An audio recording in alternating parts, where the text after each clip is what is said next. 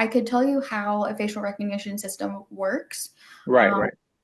as far as like you would put in we would either call it sometimes it's called a probe or maybe your unknown image, right, into the system, into the facial recognition system, and it would rank by computer evaluated similarity. It would run through that algorithm, and then it would produce a list of candidates or a candidate list, and that would be in that kind of evaluated similarity. And so then we would go through and actually compare each of those images, from the unknown to the known from that database of known images. Right. Is it Does manual or through computer?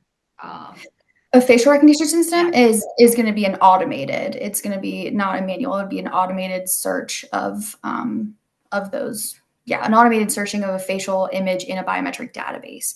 So typically, um, in that database, you would have your all of your known images, and it would go through and it would pull whatever the threshold is set to. So say you had it set to pull 5 images maybe, or you had it set to pull 20. You could set it based on that of how many you want it to look at, as far as like doing a one to many comparison, or it could be based off of score. So whatever the score threshold is how many mm, candidates you may have to look at to compare. right. Do you is there a difference, do you think, that like I guess between the human eye and the computer? Like if I say these two people look alike, but is the computer going to say these two people look alike?